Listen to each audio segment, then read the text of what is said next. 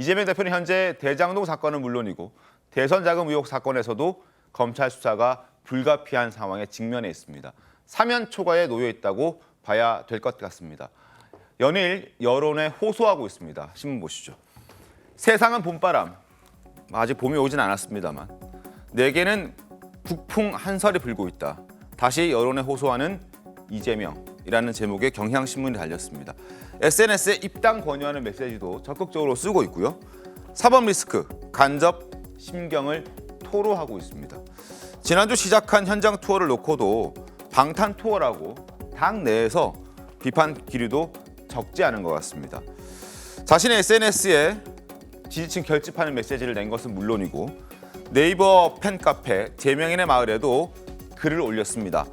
제비가 왔다고 봄이 아니다. 봄이라서 제비가 온 것도 아니다. 길고 깊은 겨울이 시작되지만 시작이 있으면 끝이 있다.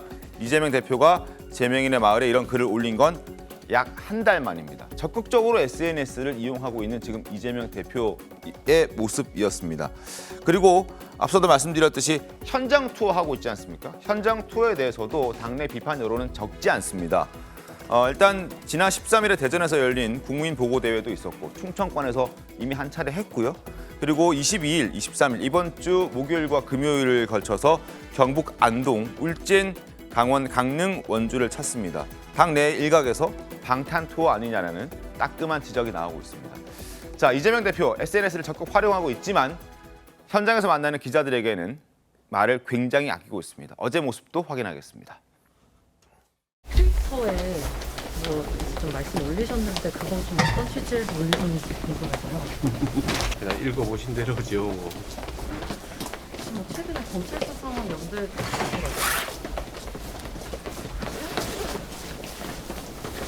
자, 저녁 맛있게 드세요. 자, 이재명 대표가 날씨 얘기를 꺼내 들었는데 친문계로 분류되고 있는 김종민 의원은 지금 당신 날씨 탓할 때가 아니다. 날씨를 따질 때가 아니다라는 얘기를 했습니다. 들어보시죠. 저는 이재명 대표가 당대표가 아닌 상태에서 좀 이렇게 그 순리에 맞게 자연스럽게 대응을 했다면 훨씬 더 공감을 받았을 거라고 보는데 대장동 갖고 싸우려고 당대표가 됐다면 그건 오산이에요. 대장동 막기 위해서 당대표 된 건 아니잖아요. 예. 이재명 대표 팬카페 SNS 통해서 길고 깊은 겨울이 온다라는 의미심장한 메시지를 냈어요. 민주당에게 지지가 확 쏠리지 않는 거. 사실 이게 더 걱정스러운 거 아닌가요? 당대표에서 리더십이 지금 안 보이고 있는 거. 이게 오히려 걱정할 거지. 날씨가 추운 게 중요한 게 문제가 아니에요 지금. 자, 일단 저렇게 당내 비판 목소리들이 있습니다. 최병민 어떻게 좀 보셨습니까? 이제 길고 깊은 겨울이라고 하는 것이 날씨를 얘기하는 건 아니죠. 본인한테 한 발짝씩 다가오고 있는 검찰 수사. 이 부분을 이제 표현한 것으로 보고요. 네. 자, 우리가 이제 이재명 대표 입장이 돼 보면 이걸 어떻게 대항할 것인가. 사실 사실관계로 검찰 수사나 아니면 앞으로 법정에 가서 대응하기가 쉽지가 않아요. 지금 공직선거법 위반 허위사실 유포 이것도 마찬가지지만 대장동, 백현동, 성남FC 지금 다 수사 중이란 말이죠. 네. 이런 부분이 사실관계가 드러나는 게 굉장히 많기 때문에 제가 보기에 법정에서 이재명 대표가 대항하는 것이 쉽지가 않다. 그러니까 법률적 대응이 쉽지 않다는 겁니다. 네. 그렇게 보면 이재명 대표는 정치적 대응을 해야 돼요. 그 정치적 대응은 본인 혼자 어려워요. 네. 그러다 보니까 자꾸 여론을 끌고 들어가는 거예요. 여론의 지지를 받겠다. 그러니까 뭐 정치 보복, 정치 탄압, 야당 네. 탄압 이런 얘기를 계속하고 길고 깊은 겨울이 시작된다 그러면서 추울수록 몸을 비벼야 된다 이런 표현도 있어요. 네, 네. 그 얘기는 무슨 얘기냐면 당과 당원이 이재명 방탄에 나서야 한다. 이런 걸 지금 호소하고 있는 거로 보입니다. 네. 그런 관점에서 본다면 이재명 대표로서는 불가피하게 여론전을 하게 되는데 자 그런데 이 여론전도 저는 뚜렷한 한계가 있다고 생각하거든요. 뭐 그럼에도 불구하고 이재명 대표는 저렇게 이 선택지가 많지 않기 때문에 저렇게 할 수밖에 없을 것이다. 그 효과는 앞으로 몇 달간 검찰의 수사가 어떤 결론으로 나오느냐 저는 거기에 달려 있다고 봅니다. 알겠습니다. 그런 차원에서 이재명 대표는 강력한 방탄용 스피커가 필요했고 그 역할을 기대하고 최근 박지원 전 국정원장을 복당시켜줬습니다. 당 내부의 동요가 적지 않았습니다. 정청래 최고위원의 목소리부터 일단 확인하겠습니다. 여러분 안녕하십니까. 이 시대의 참 수용인 정청래입니다.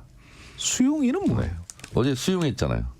뭘? 박지원 복당 수용 한 번 배신하면 또 배신한다 받아들인다 할지라도 그 분당의 주역으로서 당원과 지지자들에게 사과 절차는 거쳐야 된다. 예. 그리고 다시는 그런 짓을 하지 않겠다 하는 다짐 각서 정도는 받아야 되지 않느냐라는 게 제 생각이었습니다. 다짐 각서를 받으셨어요? 왜 복당을 반대하느냐 하고 저한테 따지고 항의를 했지 아. 사과를 하지는 않았어요. 근데 또 복당이 된 이후에는 저한테 또 전화는 안 하시더라고. 네. 복당이 됐으니까 이미. 네. 예. 이 방송을 들으시고 전화를 하실지도 모르겠네.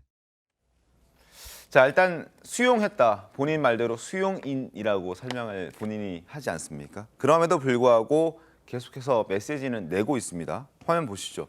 한 번 배신하면 또 배신한다. 분당의 주역으로서 당원들과 지지자들에게 사과 절차는 거쳐야 한다. 다시는 그런 짓 하지 않겠다는 각서도 받아야 된다. 이런 생각을 하고 있다라고 자신의 의견을 거침없이 얘기하고 있습니다. 당원들의 분위기도 한번 보겠습니다. 당원 게시판을 열어봤더니 배가 산으로 가고 있다. 당 지지를 철회할 수도 있다. 이재명 당대표의 미래가 걱정된다. 그러면은 민주당도 걱정된다. 뭐 이런 뜻이겠죠. 최영주 대변인님 어떻게 보셨습니까? 일부 지지자들은 저런 이야기를 할 수 있다고 봐요. 그런데 그냥 이걸 사실관계를 보면 정청래 최고위원이 다른 정치적인 생각을 하고 있지 않으면 굳이 이렇게 반복해서 박지원 전 원장의 복당을 반대할 이유는 없다고 저는 생각합니다. 다른 정치적 이유 어떤 거요? 그러니까 뭐 다른 정치적 이유가 있겠죠. 물어봐야 되겠지만 일단은 전체를 봤을 때는 원래 이재명 대표가 이제 대선 후보가 되고 민주당에서 어떤 이렇게 쭉 정치를 했을 때 당시 기억해 보시면 구민주계 의원들 예전에 국민의당을 했었던 분들을 복당을 다 시키죠. 네네. 당시에 박지원 전 원장도 대상이었어요. 근데 박지원 전 원장이 국정원장으로 가면서 당적을 못 갖게 됐죠. 그리고 이제 와서 국정원장이 끝나고 나서 복당을 하는 겁니다. 어떻게 보면은 자연스러운 수순입니다. 네. 따지고 보면 구민주계 분들 많잖아요. 예전에 따지고 보면 문재인 대통령에 대해서 뭐 욕을 하거나 민주당에 대해서 대척점에 있었어요. 근데 굳이 왜 박지원 전 원장만 이렇게 반대를 하느냐? 배신한 사람이 또 배신한다. 근데 정치가 배신은 아니죠. 그러니까 정치는 생물이란 말들이 기본적으로 있고 어제 저기 또 오늘의 친구가 되고 이런 거 아니겠습니까? 네네. 그래서 저는 정청래 수석께서 최고위원께서는 나름대로 박지원 전 원장을 정치적으로 좀 나름대로 서로 간에 그 정책 자산이 좀 있는 분들 아닙니까? 그래서 저는 좀 신경전이 있지 않냐. 저는 그 정도로 좀 해석하고 싶습니다. 알겠습니다.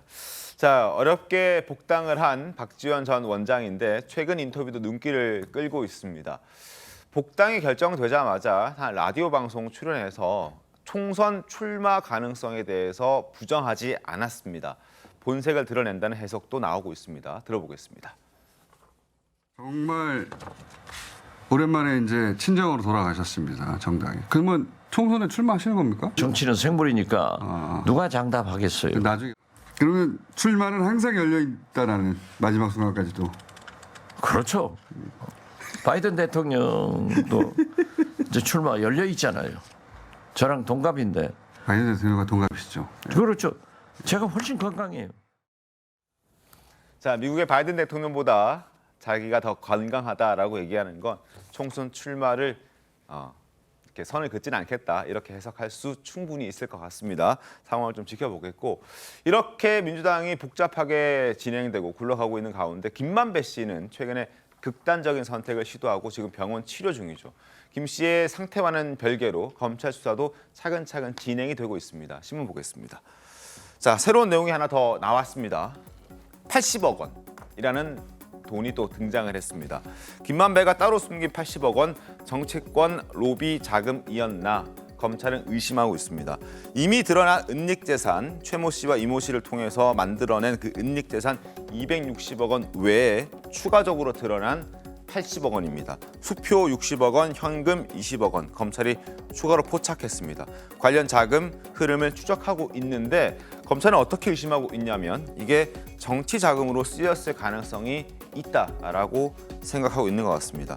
80억 원이 대장동 사업과 관련한 정관계 로비 등에 사용됐을 가능성을 염두에 두고 자금 흐름을 추적 중인 것으로 알려졌다. 그리고 김만배 씨가 천화동 1호에서 빌린 돈 473억 원 중에서 80억 원, 260억 원, 그리고 나머지 140억 원 남지 않습니까?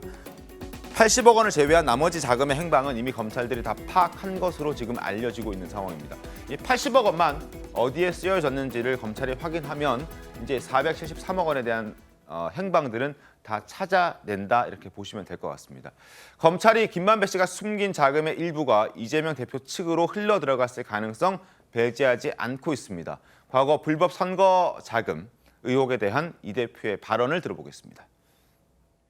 진짜 근데 그 돌아가는 걸 전혀 모르셨어요, 시장님은? 그때? 우리는 몰랐죠, 당연히. 모르셨어요? 알면 못하게 했을 거라니까요. 불법 자금은 이런 본 일도 쓴 일도 없습니다. 단 한 푼의 이익도 취한 바가 없습니다. 저는 불법 대선 자금은커녕 이 사탕한 게 받은 게 없습니다. 일도 받은 게 없다, 사탕한 게 받은 게 없다라고 얘기를 하고 있지만 검찰은 계속해서 선거 자금으로 쓰였을 것이다. 불법 정치 자금으로 쓰였을 것이다. 아니 검찰이 그렇게 판단하는 이유는 그냥 이렇게 뭐 돈이 80억 원이 어디에 썼는지 모른다 이 차원에서 그치는 게 아니고 사실은 주변 증거가 꽤 있어요. 무슨 얘기냐면 정영학 회계사 녹취록 있잖아요. 그 녹취록을 들어보면 사실은 이 80억 원 부분에 관한 여러 가지의 대화들이 나와요. 자기들끼리. 예를 들어서 김만배 씨가 이제 화천대유 그 당시에는 이성문 대표였는데 이성문 대표한테 이 80억 원은 내가 썼다고 가서 경찰에다 얘기해라. 그럼 왜 그 80억 원의 사용처를 김만배 씨는 숨기려고 했는가 하는 부분에 의문이 들죠. 그다음에 또 하나 자꾸 수표 추적을 걱정을 해요. 수표 추적을 걱정을 하면서 이거 검찰이나 경찰에서 수표 추적하다가 이상한 데가 나타나면 이런 표현을 써요. 이상한 데. 그러니까 수표 추적을 하면 그 수표가 어디로 갔는지가 드러날 거 아니겠습니까? 그럼 그게 이상한 데가 나타나면 또 다른 수사의 단서가 된다. 이런 게 정영학 녹취록에 나와요. 그러면 김만배 씨가 얘기하는 이상한 데라는 데는 어디일까 과연? 그거는 이제 역시 정상적으로 돈이 사용된 곳이 아닌 곳을 얘기할 거 아니에요. 그러면 뭐 그게 예를 들어서 뭐 로비 자금일 수도 있고 정치권에 흘러들어온 자금일 수도 있고 아니면 이재명 대표의 뭐 선거 자금이나 이런 데 지원됐을 가능성도 있고 이런 여러 가지 가능성이 있잖아요. 그렇기 때문에 이 80억 원이 어디로 갔는가 하는 거를 지금 검찰이 의심을 하고 추적하는 과정에 있다. 이렇게 보시면 됩니다. 박사님 이상은 어떻습니까? 그러니까 계속해서 지금 김만배 씨가 뭐 몸 상태 때문에 재판이나 이런 부분은 연기되고 있지만 그 은닉 재산이라든지 그동안 자금 흐름을 계속해서 추적해왔던 검찰의 움직임이 더 빨라지는 것 같습니다. 그러니까 그 이유는 결국에 뭐 앞서 언급됐던 녹취록 이야기도 있고 그 대장동 일당과 어떻게 공모를 했느냐라는 부분 그리고 이재명 대표의 측근에게 선거 자금을 제공한 것이 아니냐 불법적으로 이런 부분을 검찰이 계속해서 쫓고 있었기 때문에 사실상 자금의 행방을 쫓는 과정 자체가 이재명 대표를 겨냥하는 수사의 큰 흐름 중에 하나다라고밖에 볼 수가 없는 상황이고요. 근데 결국에는 검찰 역시도 저 자금에 대해서 출처를 확인하고 또 자금이 어떻게 쓰였는지를 확인하는 과정 속에서 결국에 이재명 대표 측으로 흘러갔다라는 증거를 찾는다고 하더라도 이재명 대표가 그 사실을 알고 있었느냐 또는 그 사실을 적극적으로 뭐 묵인했느냐 이런 부분들은 또 다른 범죄의 혐의이고 밝혀져야 되는 데 있어서는 상당 부분 증거가 필요하기 때문에 이재명 대표를 겨냥하고 있다고 하더라도 그것이 과연 이재명 대표까지 직접적으로 갈 수 있느냐는 조금 다른 문제인 것 같습니다. 알겠습니다. 그리고 제가 앞서 신문에 소개를 해드리면서 473억 원 중에서 80억 원을 제외하고는 이미 다 돈이 어떻게 흘러갔는지를 검찰이 판단한 것으로 지금 알려져 있다라고 말씀을 드렸습니다. 이창근 대변인님, 지금 260억 원은 그 최모 씨와 이모 씨가 지금 은닉해서 뭐 부동산이라든지 수표로 바꾼 상태고 나머지 140억 원 정도는 어디로 가 있다고 검찰은 보고 있습니까? 저는 개인적으로 지금 숫자가 이제 보도마다 조금씩 틀리고 있는데요. 최근에 이제 2021년 12월 재무제표를 보면은 화천대유의 재무제표를 보면은 종속회사가 천화동인 1호입니다. 1호를 100% 소유하고 있죠. 그 천화동인 1호의 배당금이라고 우리 알려진 금액이 한 1,200억 정도지 않습니까? 그런데 현재 2021년 12월 기준으로 천화동인 1호에 남아있는 재산이 한 600억 정도 돼요. 그리고 이미 보도에서 밝혀진 것처럼 김만배가 개인의 대여금, 회사에서 자금을 뺄 때 가장 많이 활용하는 수법이 대여금입니다. 대여금 아니면 재고자산을 활용하는 건데 화천대유나 천화동인은 재고자산이라는 게 있을 수가 없는 거죠. 그런 구조니까 대여금 형태로 470억가량을 뺀 거죠. 그럼 개인적으로 볼 때는 저는 470억이 빼서 김만배 씨가 과거에 쌍방울과 연결된 12 매입 자금에 분양 대행업자, 토목업자라 빌린 돈을 자기가 대신 상환했단 말이죠. 거기에 이미 한 105억 원이 쓰였고 그리고 지난 조선일보 단독 보도에서 100억이 밝혀졌고 이번에 80억이 밝혀졌단 말이에요. 그렇다면 이 470억은 결국 구조를 맞춰보면 천화동인 1호의 절반가량 지분은 그분 것이다 하는 게 그분에 해당되는 돈을 본인의 대여금 명목으로 이미 빼지 않았을까 하는 추측이 가능하고요. 남아있는 돈은 어차피 화천대유와 화천대유가 100% 소유하고 있는 회사가 천화동인이기 때문에 본인의 것이란 말이죠. 본인의 것이기 때문에 회사에 자금을 남겨놔도 언제든지 배당으로 돌리든지 뺄 수가 있다는 것이죠. 그래서 그 470억의 진실은 그분과 연결할 수 있고 그 470억 중에 과거에 상환한 100억, 또 밝혀진 100억, 이번에 밝혀진 80억, 그것만 하더라도 벌써 280억이란 말이죠.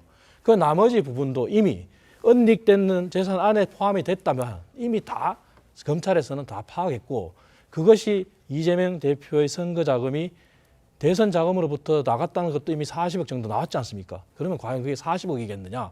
그런 추측이 다 가능한 것이죠. 알겠습니다. 자, 김만배 씨 지금 8일째 중환자실에 입원 중입니다. 김 씨 측에서는 상태가 호전되지 않고 있다 이렇게 주장을 하고 있는 반면에 검찰은 건강 상태를 직접 확인해야겠다고 밝혔습니다. 화면 보겠습니다. 김만배 씨 변호인, 상태가 좋지 않다. 상태가 호전되지 않고 있다. 지금 재판을 받을 수 있는 몸 상태가 아니다. 이런 얘기를 하고 있는 겁니다. 검찰 관계자, 김만배 씨는 건강 상태를 확인하는 중이다. 수사 대상자인 만큼 객관적으로 판단하겠다. 이렇게 얘기하고 있습니다. 검찰이 이제 변호인의 말을 믿지 않고 확인을 해보겠다라는 건데 확인한 결과 만약에 재판을 충분히 받을 수 있는 상태라면 뭐 강제로 좀 불러낼 수 있는 방법이 있습니까? 할 수 있죠. 일단은요. 아마 김만배 씨 입장에서는 충분히 휴식 기간을 좀 가지려고 할 거예요. 그래서 첫 번째는 이제 건강 상태가 완전히 좋아질 때까지, 또 경우에 따라서는 시간이 좀 많이 지날수록 이제 본인이 여러 가지 고려할 사항이 많이 있거든요. 그래서 대부분의 어떤 재판을 받는 사람들은 재판이 좀 나가는데 좀 꺼려하면서 시간을 좀 많이 끌려는 경향이 있거든요. 그래서 김만배 씨는 오히려 시간을 좀 끌려가 할 것이다. 근데 지금 김만배 씨와 관련된 재판이 김만배 씨 혼자만 있는 게 아니거든요. 김만배 씨 이외에도 뭐 유동규, 남욱을 비롯해서 여러 사람이 관여되어 있기 때문에 사실은 공동피고인이라고 우리가 말을 해요. 그런데 김만배 씨가 병원에 있다는 이유로 이 재판을 무한히 끌 수는 없어요. 그러면 결과적으로 아마 검찰에서도 또 소환해서 조사를 해야 하고 또 법원에 출석을 하기 때문에 객관적으로 재판에 출석할 수 있는, 참석할 수 있는 상황인지 여부를 아마 판단을 할 겁니다. 그래서 아마 의료진을 상대로도 아마 여러 가지 확인을 할 거고요. 그럼에도 불구하고 김만배 씨가 계속적으로 건강 상태가 좋지 않아서 나는 재판에 참석할 수 없다. 이런 식으로 가게 되면 이제 재판부에서 판단을 할 거예요. 아니, 저건 분명히 저 정도 되면 재판에 참석할 수 있는데 계속 재판 지연 작전을 쓰는구나. 이제 이런 판단을 하게 되면 구인을 할 수가 있고요. 경우에 따라서는 별건으로 구속영장을 발부할 수가 있죠. 그래서 그냥 뭐 만연하게 계속적으로 병원에 있을 수는 없고요. 아마 본인들 입장도 판단을 해서 어느 정도 재판이 참석할 수 있거나 검찰 출석에 응할 수 있는 건강 상태가 되면 아마 응할 거라 이렇게 봅니다. 알겠습니다. 상황을 좀 지켜보겠습니다.